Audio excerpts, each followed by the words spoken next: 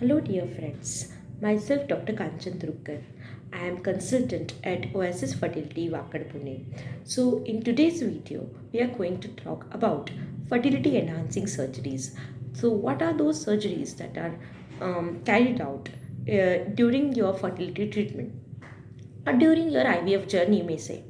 So, what are these surgeries that are carried out while you are going through your IVF, or what is the need? What are the indications for these surgeries, and how they are carried out, and what are admissions is required, and what is the post-operative care that you need to take?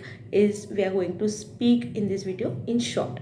So, first of all, we need to know about what are the indications for the fertility enhancing surgeries. So, basically, fertility enhancing surgeries can be in the form of hysteroscopy and or uh, laparoscopy. So, that is called as a hysterolaparoscopy.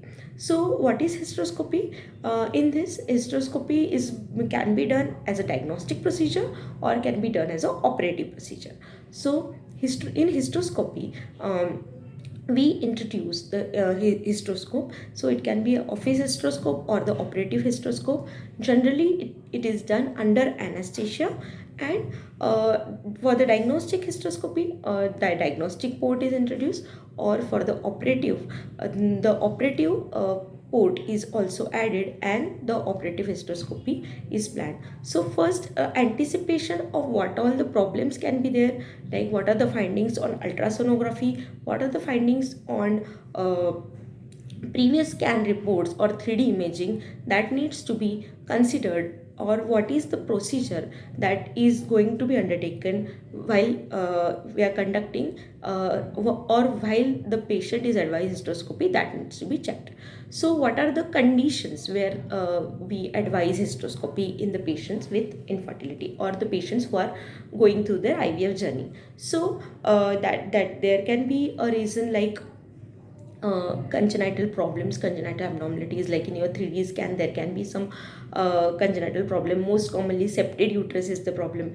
Then there can be acquired problems like small fibroid, or there can be a polyp, or there can be other problems like thin endometrium can be a problem, and other problems like chronic endometritis. So these are the different problems for which hysteroscopy is carried out. Previous IVF failure can also be one of the indications for hysteroscopy.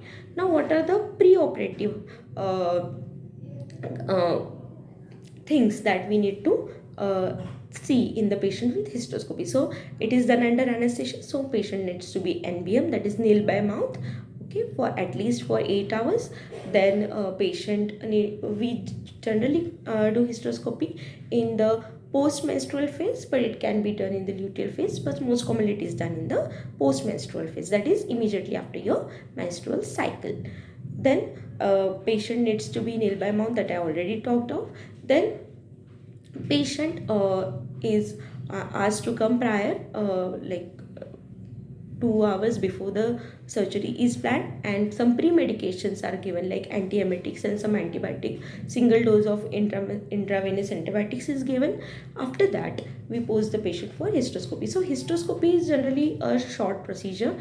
It takes like 15 to 20 minutes, but after that anesthesia is there. Anesthesia effect is there for for I'll say half an hour. After anesthesia, you may feel sedation, slight sedation like effect. Now, after the pre medications are given, the patient is taken in the operation theatre for hysteroscopy. So, in hysteroscopy, basically, we first enter through vagina, so no cut on abdomen is there. So there is no as such cut on the abdomen. Then vaginally the hysteroscope is introduced. Okay, so there is no incision on abdomen as such. Of course, if it is a hysteroscopy with laparoscopy, then of course there will be some incisions on near umbilicus and one on the side. Now, in hysteroscopy, what we do really, so we first we go inside the cavity, we look for the problems whatever are there, like if at all there is a septum, if at all there is a polyp, or if at all there is any endometritis, or if at all there is any adhesion or severe adhesions that we call as Asherman syndrome. So accordingly we treat that thing. Like if at all polyp is there, we do polypectomy. If at all there is a septum, we do a septoplasty. And routinely we do is the metroplasty is the cavity enhancement, like we enhance the cavity.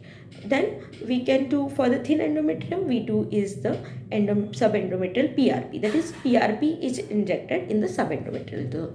So these are the few interventions that we can do along with the hysteroscopy, that is diagnosing and treating also. Now after this it is the procedure is done under short general anesthesia, so patient is immediately awake, but some sort of sedation can be there after hysteroscopy. So basically hysteroscopy is a daycare procedure, no major post-op complications are there. Generally there can be some mild form of spotting or pain, but that can be covered with some medicines, normal medicines like painkillers.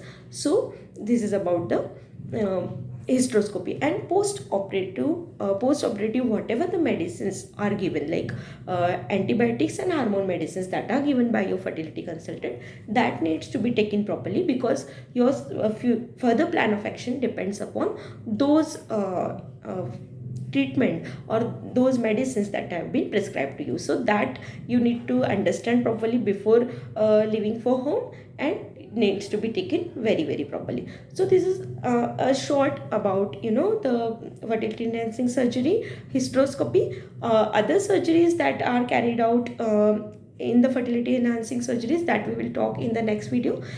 So this is about hysteroscopy and what is diagnostic and operative hysteroscopy. So if you like this video, please comment. Thank you.